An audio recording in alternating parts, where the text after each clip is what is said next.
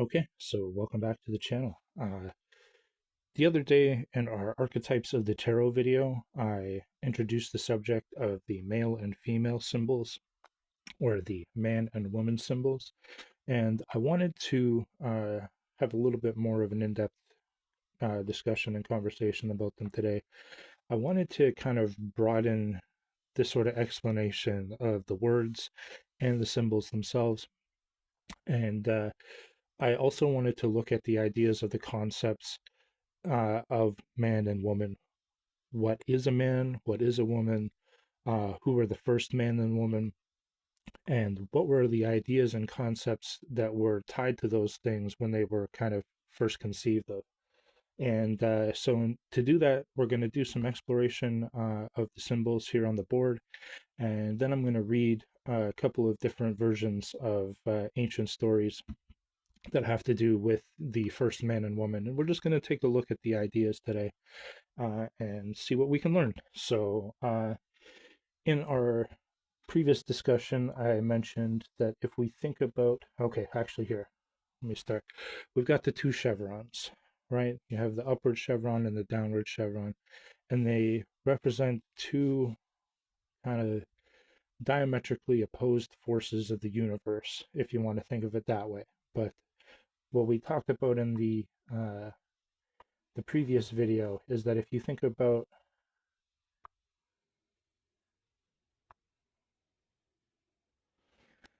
those being the legs of the woman,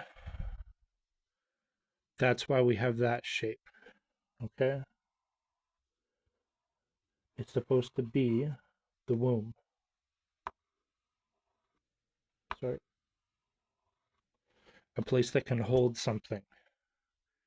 It's the idea of like a cup, right? The Holy Grail, actually, if you want to get specific with it.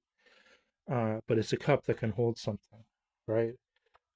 And the male symbol technically can't hold something. It falls out. But what he wants to do is he wants to put that thing into the womb, right? That's the idea behind those two symbols.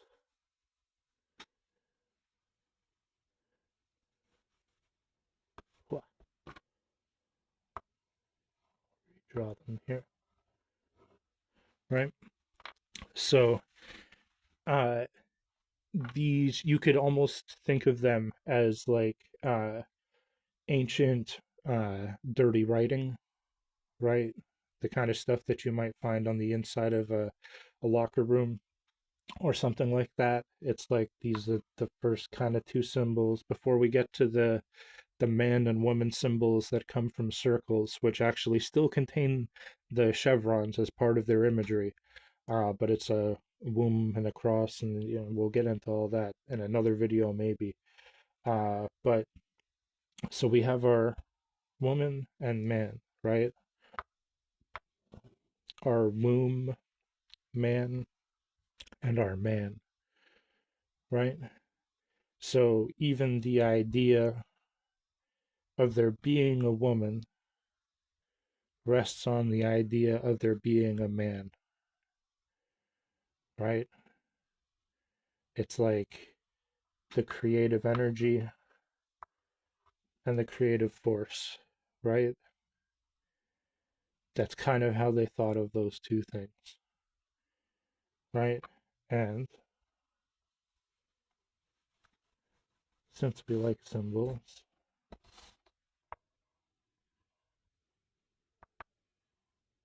you do this with capital or lowercase.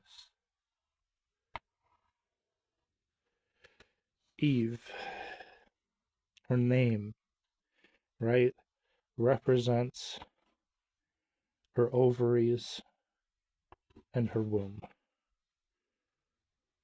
right? You could even look at it with capital,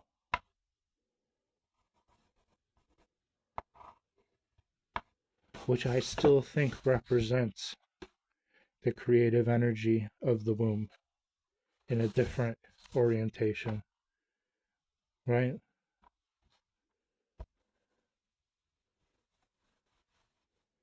And if that works,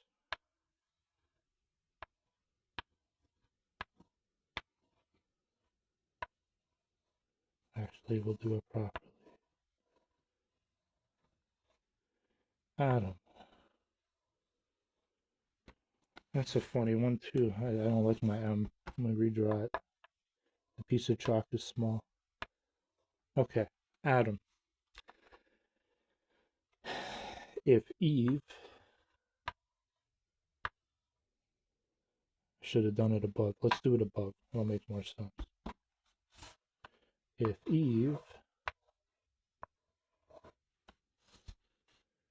right, is the womb and ovaries, what is Adam, right? That might be the other end. I'm just pointing those things out, right? We could also do it in capitals,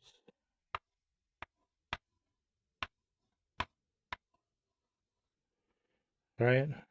But if the meaning is roughly the same, and I believe that the capital letter A begins our alphabet because it's a representation of a man and God being even equal, right? So that's the first letter of the alphabet, and letters that begin with A are associated with manliness, right? I won't go into all the other letters right now, right? But I'm going to go back to these symbols just for a second.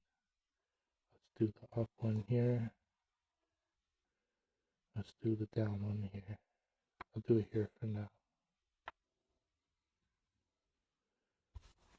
Oh, there we go. Okay. So you have your up force and your down force, your light and your dark, right? Your left and your right, your up and your down, your this and your that. Uh, every single delineation between everything in the universe gets boiled back down to those two opposite forces. Because those two opposite forces are also contained, right? Actually, I don't like it that way. Let's do it the other way first. They're contained in the idea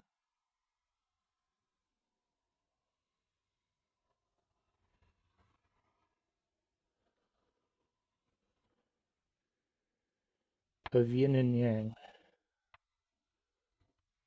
which if you've watched our video on in the beginning, you'll understand why this is important.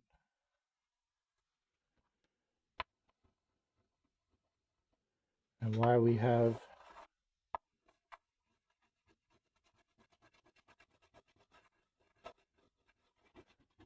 an upwards force and a downwards force and a light and a dark and a left and a right and an up and a down and an everywhere and everything that you do. There's two opposites. Either you're doing something or you're not doing something, right? Or something exists or it doesn't exist, right?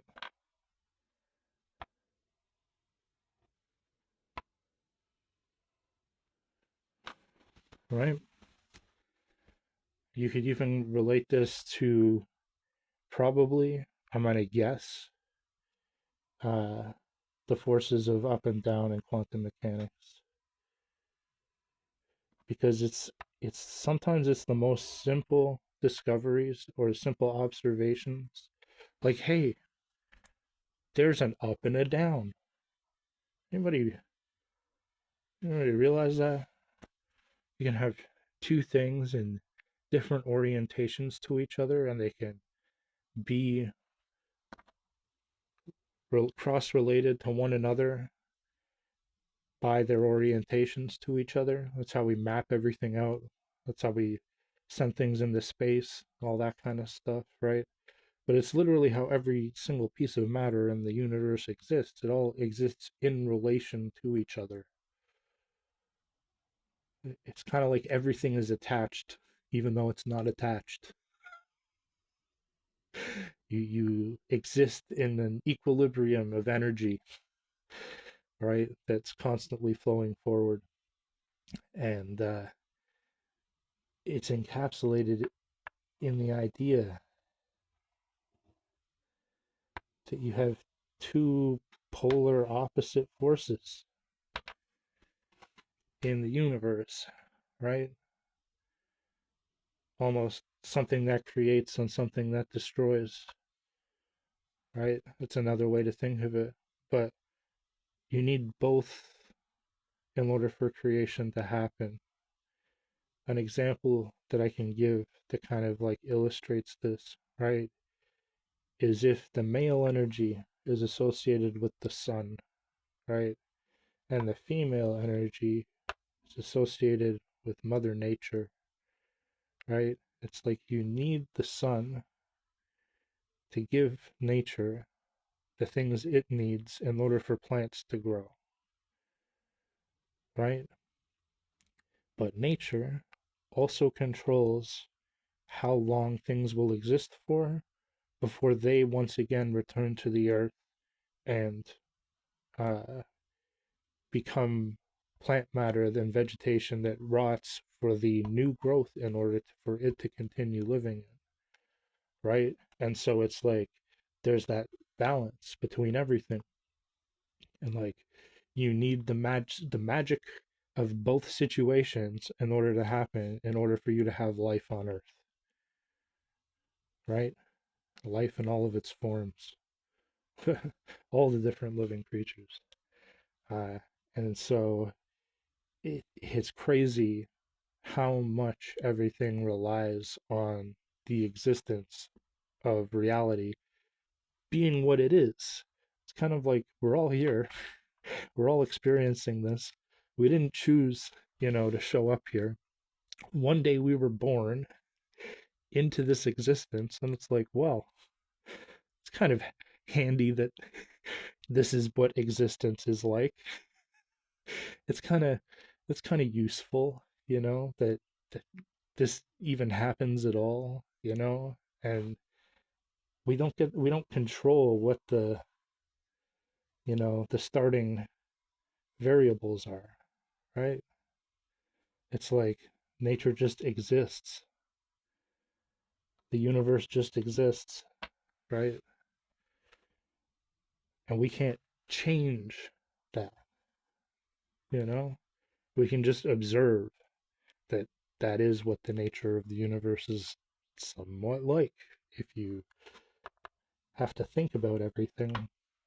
And everything that we do think about has those opposites, those inescapable inescapable uh, aspects of reality that we have to confront. But in all of that lies the idea of the first man and woman, right?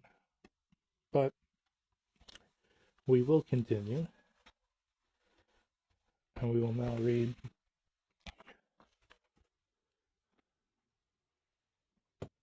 first account.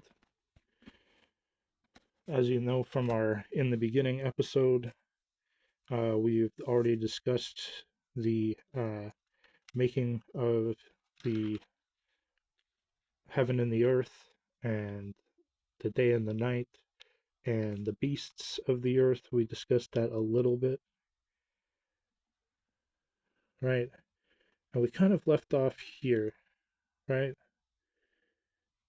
I'm not going to read everything. I'm not going to go through the whole story, but and God said, "Let us make man in our image, after our likeness, and let them have dominion over the fish of the sea, and over the fowl of the air, and over the cattle, and over all the earth, and over every creeping thing that creepeth upon the earth. So God created man in his own image. In the image of God created he him. Male and female created he them. And God blessed them. And God said unto them, Be fruitful, and multiply, and replenish the earth, and subdue it, and have dominion over the fish of the sea, and over the fowl of the air, and over every living thing that moveth upon the earth. And God said, Behold, I give you some type of herb-bearing seed which is upon the face of all the earth, and every tree which is the fruit of a tree yielding seed, to you it shall be for meat. And to every beast of the earth, and to every fowl of the air, and to every thing that creepeth upon the earth,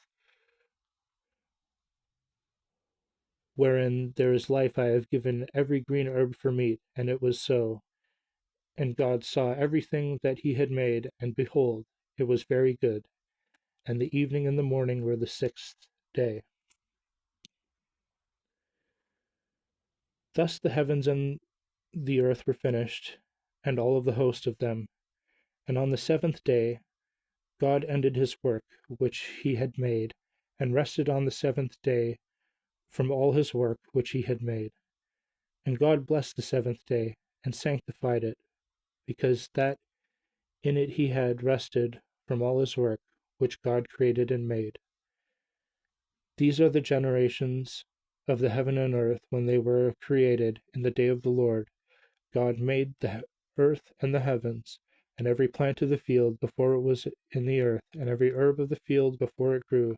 For the Lord God had not caused it to rain upon the earth, and there was not a man to till the ground. But there went up a mist from the earth, and watered the whole face of the ground. And the Lord God formed man of the dust of the ground. This is where we're getting into it. And breathed into his nostrils the breath of life, and the man became a living soul. And the Lord God planted a garden eastward in Eden, and there he put the man from whom he had formed. And out of the ground made the Lord God to grow every tree that is pleasant to the sight and good for food, and the tree of life also in the midst of the garden, and the tree of knowledge of good and evil. And a river went out of Eden to water the garden, and from thence it was parted, and became into four heads. The name of the first is Sion, that is which compasseth the whole island of Halia, where there is gold. That's an interesting one, right? Gold, the beginning of the Bible. And the gold of that land is good. And there is bdellium and the onyx stone. And the name of the second river is Gihon. Its name is it that compasseth the whole land of Ethiopia. And the name of the third river is Hiddekel, which is it which goeth towards the east of Assyria. And the fourth river is Euphrates. And the Lord God took the man and put him in the garden of Eden to dress it and to keep it. And the Lord God commanded the man, saying, Of every tree of the garden thou may freely eat, but of the tree of knowledge of good and evil thou shalt not eat of it, for on the day that thou eatest there thou shalt surely die. And the Lord God said, It is not that the man should be alone. I will make him a helpmate for him. And out of the ground Lord God formed every beast of the field and every fowl of the air, and brought them unto Adam to see what he would call them. And whatsoever Adam called every living creature, that was the name thereof. And Adam gave names to all cattle and fowl of the air, and to every beast of the field. But for Adam there was not found a helpmate for him. And Lord God caused a deep sleep to fall upon Adam, and he slept. And he took one of his ribs, and closed up the flesh instead thereof. And the rib which the Lord God had taken from man made he a woman, and brought her unto the man. And Adam said, This is now bone of my bones, and flesh of my flesh. She shall be called woman, because she was taken out of man. Therefore shall a man leave his father and his mother, and shall cling on to his wife, and they shall be one flesh. As they were both naked, the man and his wife, and were not ashamed. So that's the biblical, right, account of Adam and Eve. It goes on into the serpent. I'm not going to go into the serpents just because that's like way more complicated to get into at this point. But that's almost like a different story, right? It's like continues on from there. We've already established what the man and the woman are. But I'm going to read you here another story, an older story uh, from my favorite goddess, Inanna. And we're going to see what the Sumerians thought or had to say a few thousand years before this account.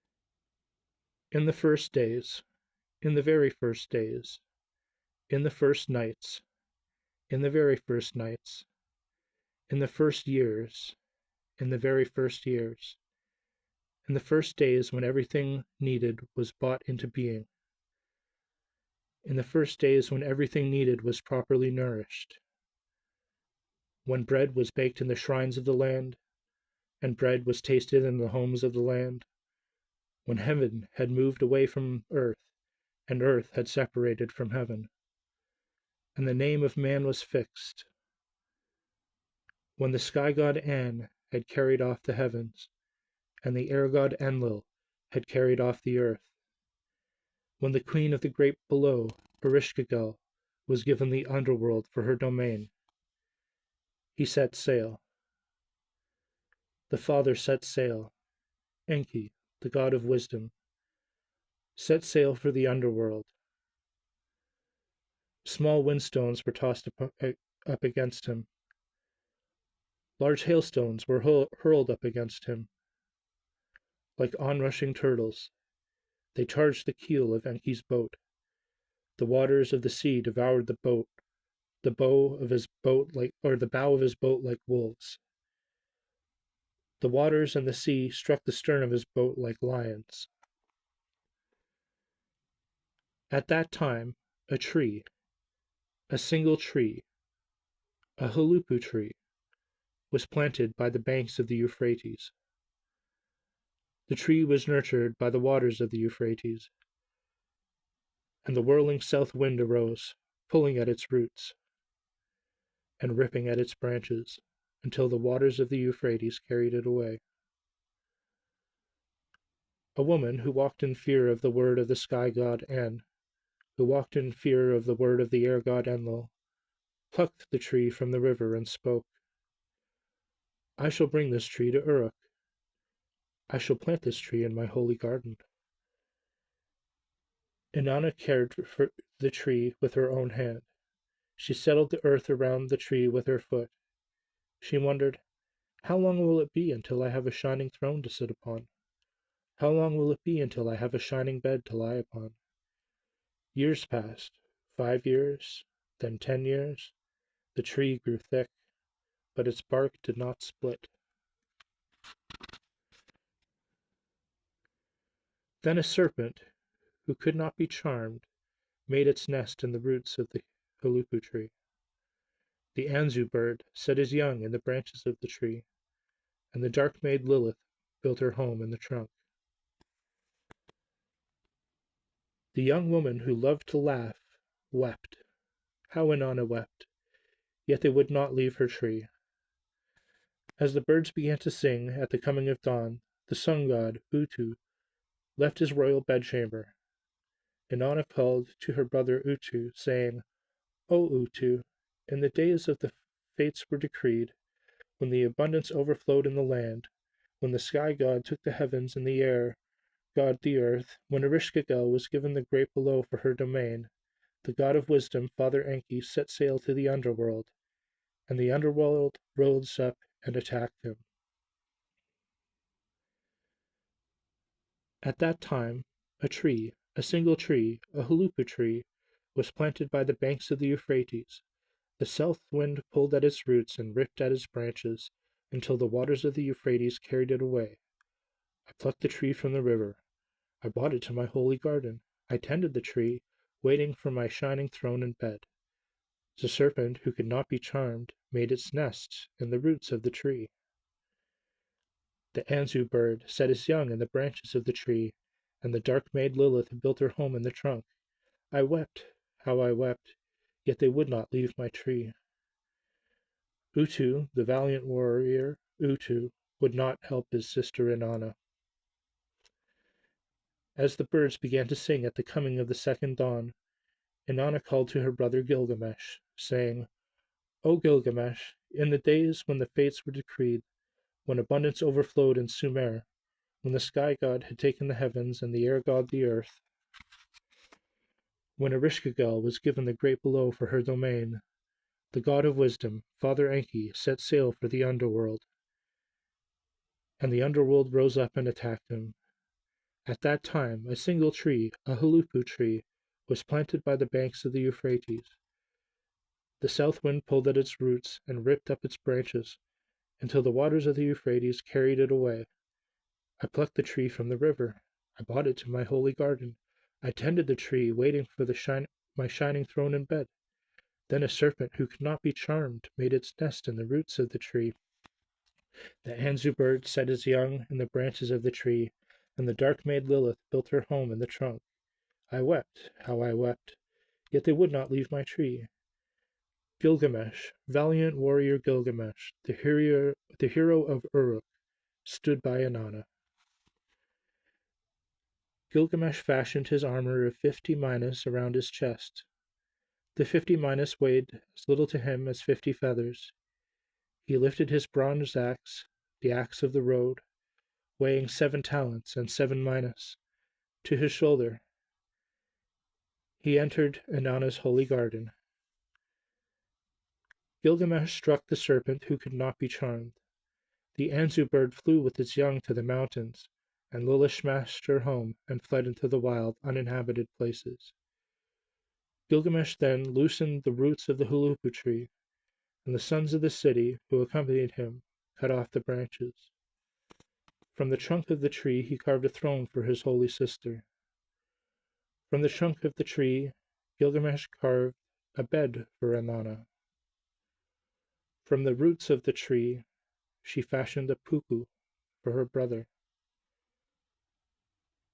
From the crown of the tree Inanna fashioned a miku for Gilgamesh, the hero of Uruk. Now those two words, puku and miku, the translations for those mean drum and drumstick.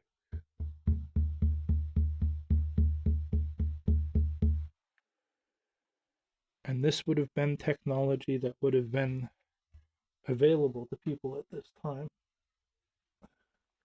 But I actually think that also may be a slight mistranslation. I don't know. But I think that what the original man and woman, the idea, the concept, where we get most of it from, and the reason that we have these stories, the reason that there's like steps that happen in the story, right? Like she finds the tree, she takes it to her garden, things happen to the tree, she has to go to her brother. The first brother says, no, I can't help you. But the second brother helps her. It's almost like a set of instructions, right? And I think it's because the first man and woman are actually this. The idea of the man and the woman. controlling all creation through that, and making gardens, except they wouldn't have been made out of wood. It would have been made out of stone. And they would have been some of the first tools that people used to discover things like metallurgy. And I think that both of these stories represent ancient alchemical recipes, essentially, for not just how to make ancient metals, right? How they thought of ancient metallurgy, but also how they defined the entire universe. And you may be wondering, why is this important in any way nowadays, right? We can call ourselves whatever we want, we can do whatever we want. Uh, why is any of this important? And what I'm going to say is that it's almost like this is like a more condensed version of the tools that you actually need and use on an everyday basis in reality on a like multi-layered, level, where it's like this still informs our language, our psychology, our how we dress, how we think of each other. Literally everything that we do is still tied back to these ancient cultures that first thought up these ideas of, oh, these are two opposite things that do something when you put them together, And it's like you could think of ancient tribal civilizations, right?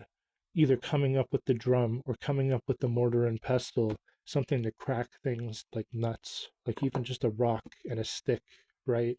And you eventually figure out, oh, hey, we keep cracking nuts on the same rock, and now we've made a little divot and it's easier to crack the rock, so we're just going to keep using that spot.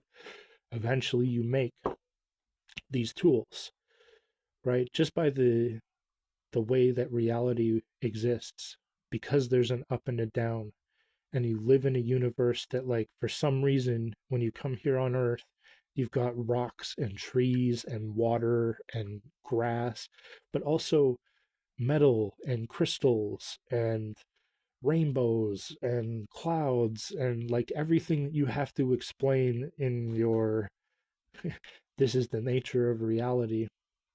And so I think that they used characters so that they could explain what the stories like mean in a, oh, these two characters put together into the cup and we get this metal. These two characters, we put them into the cup and we get that, because these guys are making bronze out of various alloys of bronze, right? But I think they also knew how to make a bunch of other stuff, or at least, they were using lead, copper. I think they were using iron, right? Gold, right? And I think all the stories are there. And it's interesting when you look at these ones too. Probably interesting when you look at any of them from that perspective. And so I would just suggest that, since it seems like literally every single civilization on the face of the earth has come up with this type of a story to explain this type of a phenomenon, right? It's just an interesting fact to kind of look at and consider, you know, what can we learn if we try to actually analyze these as if they were recipes,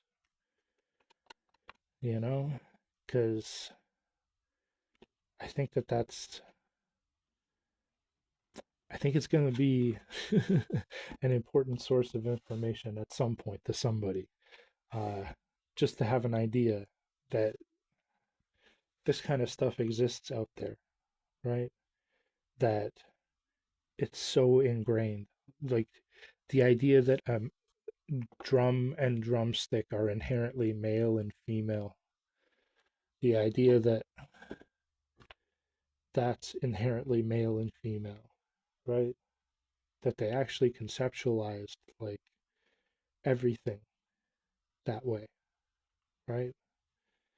Because it's one of those kind of inescapable natures of reality kind of things. But what do you do about those, right? So hopefully you guys enjoyed this a little bit of a rambling conversation, but it's meant to be more of a just topic of conversation starter, if anything. I find this type of uh, study or information very interesting to look at from all over the world. And I have so many books that I could show you guys. It's just, I don't even know where to start because the topic of conversation goes so deep that it's like, there's a bunch of layers here, you know, but hopefully just even being introduced to some of the ideas that I've presented here today will be helpful for somebody trying to understand uh, from a historical perspective uh,